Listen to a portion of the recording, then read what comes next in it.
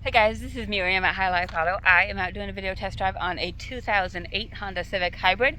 If you've never been on my video test drives before, the way it works is I drive the vehicle on video and I tell you what I see, hear, think, smell, and feel to give you the best indication of being in the driver's seat without actually being in the driver's seat. I'm not a mechanic and this is not meant to be a 182-point inspection. Rather, it's meant to be a sneak peek into how the vehicle drives and any potential issues I notice as we're going along. So, we'll take a look around the vehicle, we'll take a look under the hood, and then we'll go for a drive. So these are little gas makers. Hondas are pretty decent vehicles.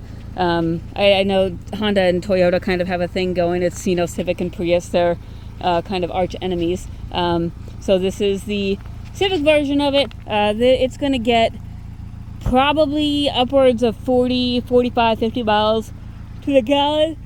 Oh, sorry. I'm ready for a nap. So yeah, probably in that kind of range. So it's a good commuter car. Its body's a little bit rough as far as you've got some rust down there on the rockers. Wheel wells look okay. You got a cracked tail light back here. I don't know about functionality. I have not checked on that. But tires, let's check. The tires are pretty good. They're probably at least 50%, if not better. Smaller cars have a tighter tread, so they're harder to get in there. The front ones are very similar, maybe a hair less, but if they're less, it's 40-45%. The front bumper, you can see it's kind of a little bit loose right there, and maybe they just kind of bumped something. Interior is just cloth, kind of reminds me of an Amtrak train, but it doesn't look like it's horribly in bad condition. It's not. Doesn't have any big rips or tears or anything like that. And back here on the back, it looks pretty decent other than that tail light. And then this side is similar. You've just got little spots of age. And then the bumper, it's a low car, so looks like they run over some parking thingies. Alright, under the hood, we've got a little lawnmower engine. And it's just chugging away.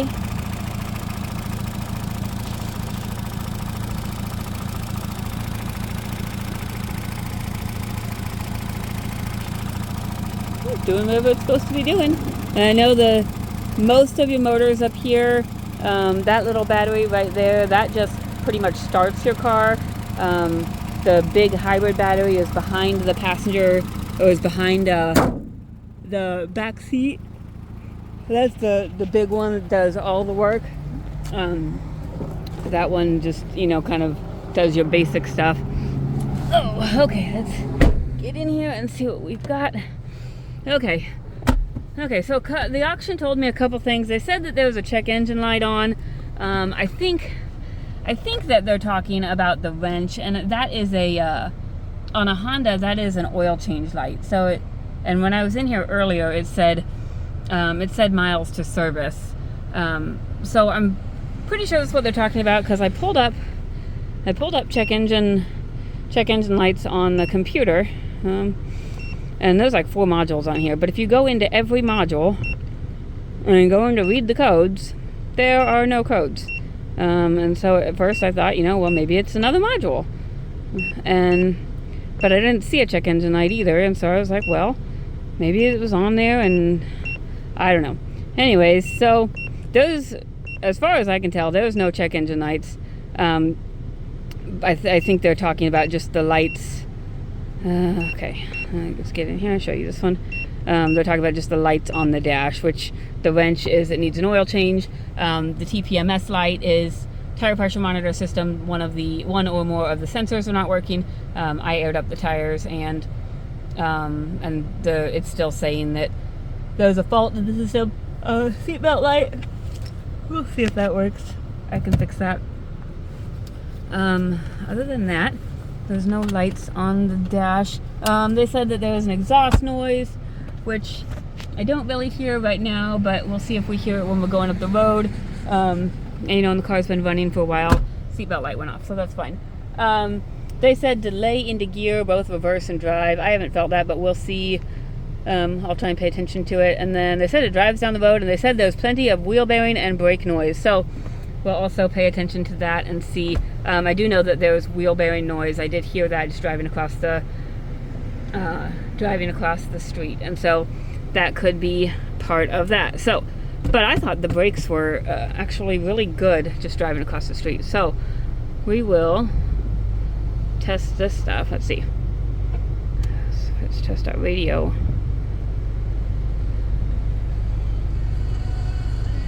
Radio works, and I can tell you the heat works. I had it on earlier, and I got in here, and it was good and toasty.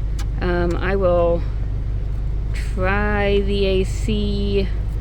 No guarantees that I can get a definitive answer because it's not really warm outside today, but let's see. But we'll see if I can get something. Let's see. We'll see if I can get something. Okay. Driver's side window works.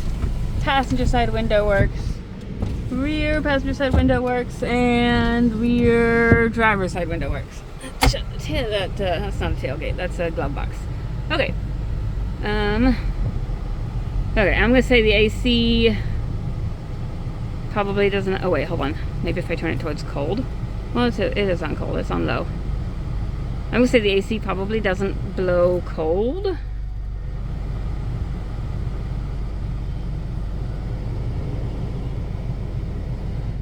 I'm gonna say it probably doesn't blow cold, so it just needs some Freon or something before summertime. But the heat does work, which is where we're at right now, so that's all that really matters. All right, so you're gonna hear immediately. You're gonna hear the wheel bearing noise. And I'll try and identify which one it is as we're going. There's the louder exhaust that they're talking about. It's not bad, but it is there. There's your wheel bearing noise right there. And it is, let's see.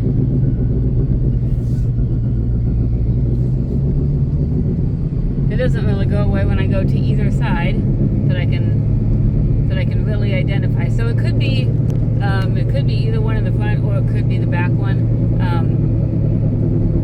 I can always get in my bigger computer and see what speed sensor it throws, because a lot of times that will tell me as well. But that noise you hear is a wheel bearing noise. So that is a temporary obnoxious. That's part of the reason why this car will be a little bit cheaper, is because it's going to need some repair right off the bat. But outside of that, it is driving very well. It's driving smooth. I don't hear any other suspension noise as far as like struts or anything like that.